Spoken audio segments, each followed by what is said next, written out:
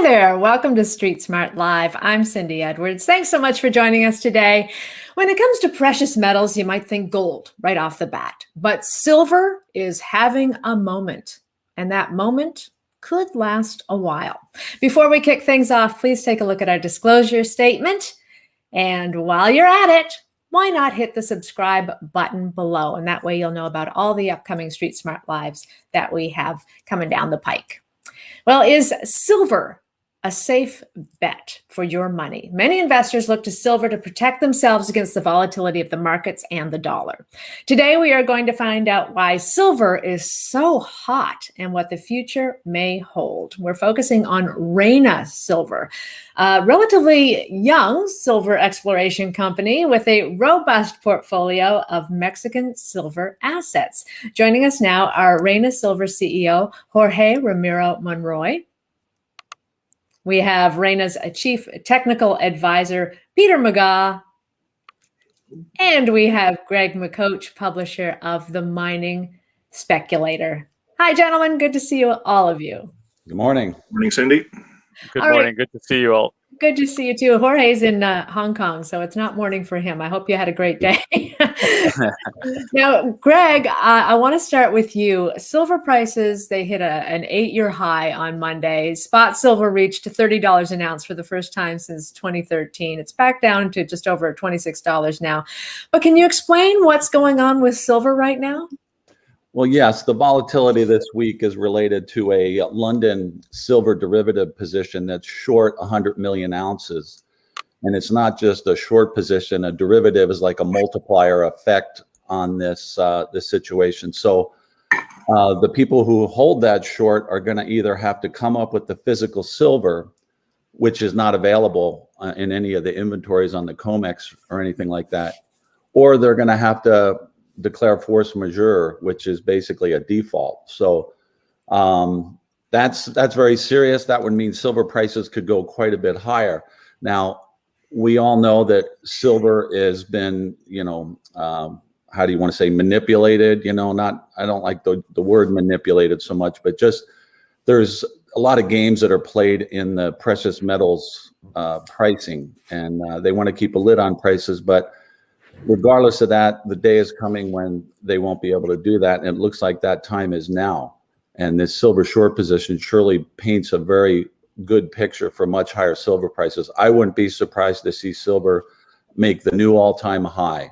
This is the only commodity that has not eclipsed its old 1980 inflationary high. Gold did it 12 years ago. Usually silver would follow, but it typically lags in a bull market, but it's lagged way beyond what we thought. We thought we should have seen silver make a new all-time high as well during this time, but it hasn't. So we believe that it's about ready to do so. And when it does, it's probably going to do so like a hot knife through butter. So we'll watch what's going on.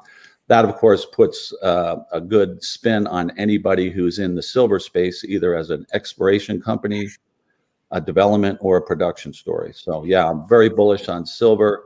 The other thing that is very interesting is the chart M1 that I've been talking about. This is the money supply M1, as it's referred to, year-to-year percent change. You look from 1960, look at this chart, and what's just happened. Just end of 2020 here, my goodness, the chart's going straight up in the air. That is very inflationary. When you see a chart like that, historically, that means the currency, the US dollar, is in big trouble. They're creating so many new units to pay for things they can't afford. So that's going to be highly inflationary. And silver, of course, and gold go up and do very well during those times. And why are you excited about Reyna Silver in particular?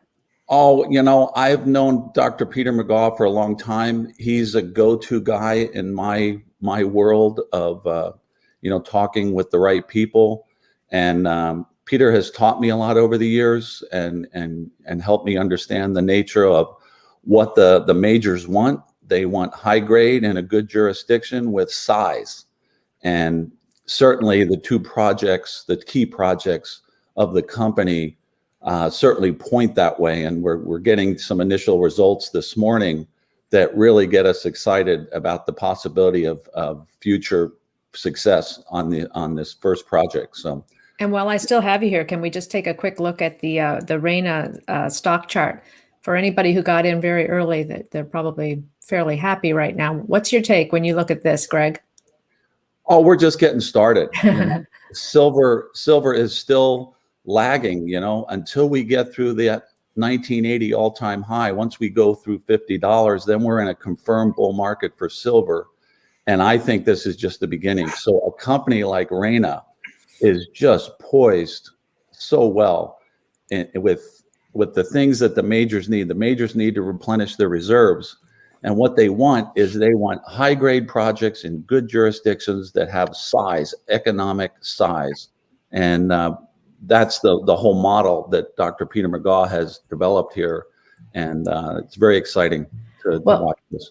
Well, speaking of Dr. Peter Megaw, he is the Chief Exploration Officer of MAG Silver and Chief Technical Advisor for Reyna Silver. You're one of the most successful silver exploration geologists in the world. I think you've been obsessed with silver for your whole life. Tell us about your role with Reyna in particular. My role with Reyna is fairly straightforward. It's go out and explore these districts in ways that they haven't been explored before. To find the balance of the silver endowment in these systems that geology and sort of modern scientific thinking tells us should be there. And MAG owned this particular mine, and then Reyna took it over to explain how this works.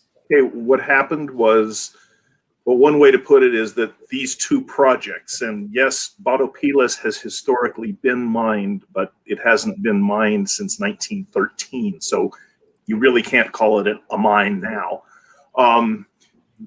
Batopilas and Gigi, which is in the Santa Eulalia district just outside Chihuahua, were two of the three companies that MAG started with, two or three properties. And with the success MAG has had at Juanicipio, these projects became, whether you want to call them non-core assets or victims of the Juanicipio success,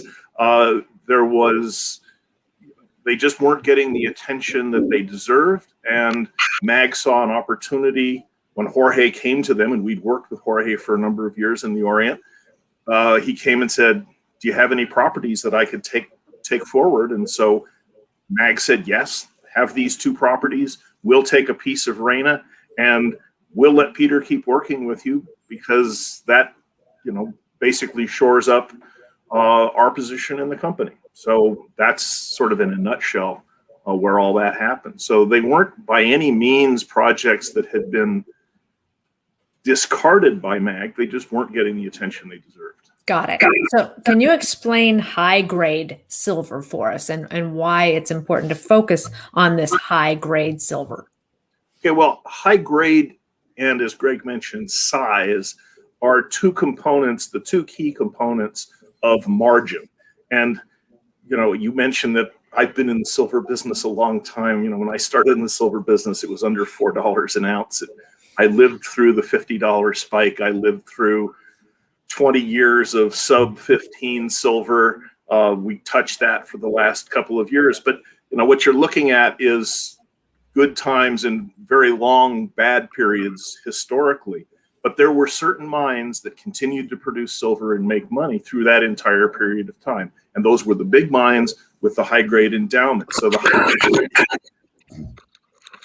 lets you make money at the worst of times, and the size gives you the ability to survive several market cycles. So essentially you're sleeping at night at the worst part of the market, and you're partying all night for the rest. I'm sure Jorge is hoping that we're going to be partying a lot in the near future. Jorge, let's talk about Reyna Silver's strategy right now. Yes. So our strategy going forward is very simple. The main focus of the company is high-grade silver and district scale. We're quite pleased about the way we've structured the company. We were very lucky to have been able to come in contact with both MAG Silver and Peter. We I love seeing Peter's background. It's I believe that's Peter's studio in his home. And when we were thinking about starting Reina Silver, I actually went to his home in Tucson, Arizona, and I was sitting with Peter, I think, in that same room. The first thing that came to my mind was, well, number one, he has a very compassionate wife, because all those books you see in the back are, geology, and I Lots of think, rocks. yeah, a lot of Peter has a big passion for gem collection. But it was very evident to me, number one, the wealth of knowledge that he has, and then the passion that he has for discoveries. And one thing that Peter explained to me was, and even I, as a Mexican, I always had the impression, look, if the big companies haven't found the deposits, they're probably not there anymore. And Peter said to me, no, it's quite the opposite. Mexico is still very much underexplored. And also, Cyndi, if you think about the last 10 years, 20 years for silver, prices haven't been very strong. As a result of that, mining companies haven't had the money to explore. And so what we put together in this company is a company that has a very strong balance sheet, very strong projects, and then a world-class exploration team, which obviously includes Peter, but also a team that has been working with Peter for a number of decades, and an advisory board that includes Doug Kerwin, who is the former VP of exploration of Ivanhoe and a very successful geologist in his own right. So I think one of the assets the company has is just an incredible intellectual capital, incredible ideas, properties that already have a very strong baseline, already have had drilling that validates the thesis of high-grade silver in the context of projects with district scale potential. What are your views on the company's valuation, and where do you see the upside? That is such a great question, Cyndi, and even for us, we keep thinking, because obviously everybody asks us this all the time, and as silver has been going up, if you look at our chart, it's very interesting. We really go up and down with the price of silver. More, we had some very positive news this morning, and we did go up a little bit, but we would have gone up a lot more if silver had gone up. So it's really and it's not just our stock. The entire sector trades very much in tune with silver prices, but you have to look at it in two ways. In the one hand, we trade with sentiment and price of silver, but also if what Greg McCoach spoke to you at the beginning, a situation where silver really, a lot of these short positions from commercial banks and from speculators, if those ever were to break and silver experienced a surge in price, the reality is that when investors try to get into the sector, there aren't that many silver exploration equities that they can invest in. It's very different from the gold space. In the gold space, between the ASX and the TSX, there's probably 600-700 companies that you would invest in. In the silver space, there's probably a dozen or so names, and from those, very few that that have the kind of portfolio projects that we have. So, going back to your question, I think if you look at our comparable table that we have in our corporate presentation in our website, we ranked ourselves with a number of companies, and I think you can see there's still a tremendous upside. I liked what Greg McCoach said. We're just getting started here. Are you pulling silver out of the ground at the Gigi location? No, yeah, all our projects are exploration, and so we're quite a long way from being in production. Really, the strategy of the company is not to get into production. It's really to prove the potential for a large deposit. That's the stage one. Stage two will, of course, be proving a resource, and then typically then you get acquired by a larger company. And you just put a press release out about Reina Silver reports high-grade silver and gold results from your first Bata Pilas sampling campaign. So, you think of you as a silver company, but gold as well? Well, this is a really interesting press release. Perhaps if you don't mind, I maybe refer to Peter to give us a very quick interpretation and explanation of the results that we saw at Batopilas. Happy to. First thing, Cyndi, is to say, are we pulling silver out of the ground? At Batopilas, actually, we are, because the historic ore mineral in the Batopilas veins is crystallized native silver. They were like Brillo pads of native silver. The average grade was better than 2% silver. In this trenching program that we've just announced the results from, we found veins in place, and our geologists were actually picking pieces, fist-sized groups of native silver crystals out of the ground. So this isn't enough to make a shipment to the smelter. Maybe a nice specimen will wind up in my cabinet, but that's the nature of Batopilas. Native silver is what we expect to find there and hope to find in substantial quantities. The connection with gold is a little bit, we still don't know what that is, because this district is not historically known for gold, but silver is very seldom a solo traveler. It almost always comes along with lead and zinc and copper and gold. Gold frequently travels by itself, but silver very seldom does. So my initial suspicion, especially since we know there's a copper zone in the district and a zinc zone, that this gold that we're finding may actually reflect a zone related to wherever the center of the system is, and may be useful in its own right, but it may also help lead us back towards the source of everything. And once you know where that is, it's much easier to find the larger concentrations. Jorge mentioned the term district scale to us. Can you explain that for us a little bit? Right. So district scale means, when you have an ore system, and by that I mean, a geologic event driven by a magma body that dumps out a whole bunch of mineralization, that creates a large scale mineralized area, which we call a district. So when we go in and explore and we talk about district scale, we're talking about having as much of that individual ore system as we possibly can. So we're not looking for another stope. We're not looking for a small mine. We're looking for something that'll make a big mine, or maybe several big mines, giving it life over a long period of time, because that goes back into what we were talking about in terms of margin.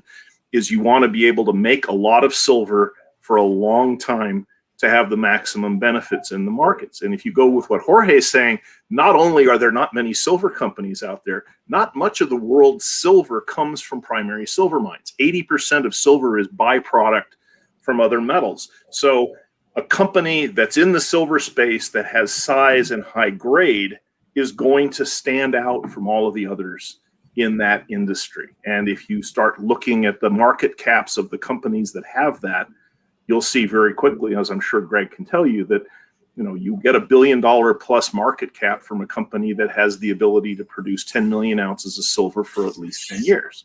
That's the kind of thing we're looking for. Now, Greg, the mining speculators portfolio saw an average yearly gain of 212% over 5 straight years, thanks to mining stocks. So are people finally getting the picture? Are investors taking notice? I still don't hear about mining being spoken about with a lot of younger investors, but do you think that now's the time for people to really wake up and see it for what it is? Oh, absolutely. Yeah, more and more investors are starting to come into the precious metal space, because when the Dow markets start to have a little bit of trouble, a lot of those big traders usually would go into bonds, but the bond market is negative yielding, and so that market is ruined. So where else do they go for safe haven? Well, precious metals is the only game in town at this point. So people are still slow in coming here because they're still realizing profits in other sectors. But those markets to me look like bubble markets, and they're going to get the bubbles are going to get popped, in my view. So I've been telling my people, my Marigold clients, my subscribers to the Mining Speculator, that what we need to do is sell overvalued markets and buy undervalued markets. And a stock like Reina is still very undervalued compared to where it's going, in my view. I think it's, like I said, we're just getting started. So investors are going to find their way into the precious metal space, not so much because they love precious metals. It's because they start to become fearful of their money going away, right? Losing money. Losing money is a big motivator. And historically, gold and silver have proven their worth during stressful times, during financial crisis. And that's been proven over a very long time. So I think as time goes on and markets get more volatile and bubble markets get pierced, at this point, there's still a small percentage of people in our space, but watch what happens. They are going to come flocking to the precious metals. We've got some people who registered for our broadcast today, and they submitted a few questions. So I'm going to have one of you answer this question from Alan. What is the likelihood of Reina being bought out by Meg or someone else? And if so, what will they need to see for that to happen? I mean, I can answer that question. That it's way too early for that scenario to take place. I think what would need to happen before is we need to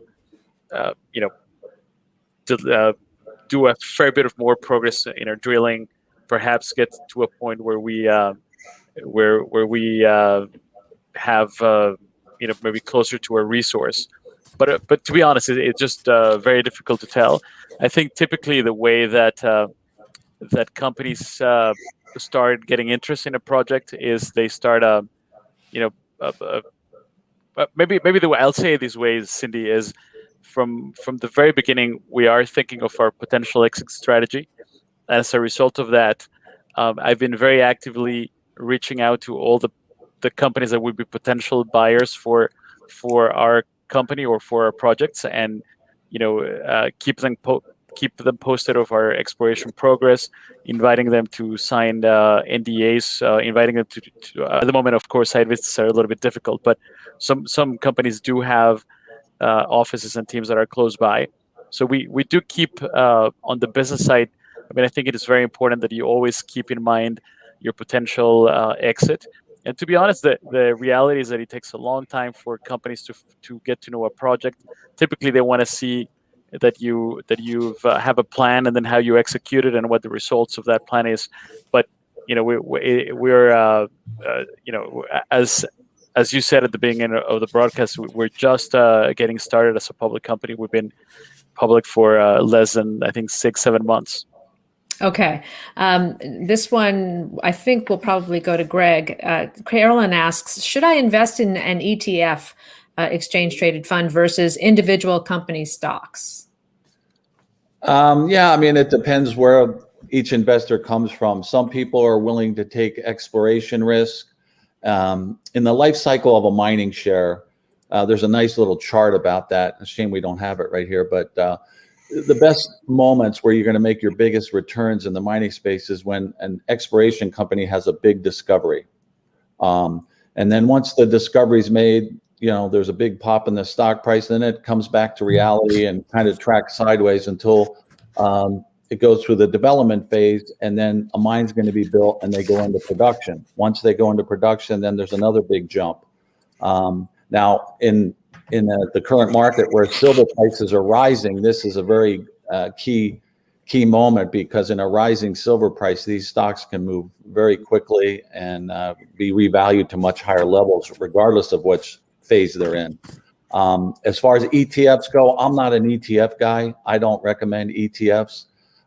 You need to find where you fit in this space. Some people like to swing for the fences like I do. That's what my newsletter is all about, is exploration discovery that turns into a big win for us.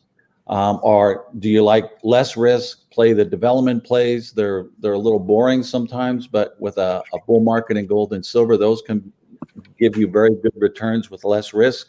And then there's the production stories that can easily go 2x or 3x in a bull market for precious metals and offer a lot less risk. So you need to find out where you are in your investment risk analysis. How much risk are you willing to take? And then by the companies that would represent that risk.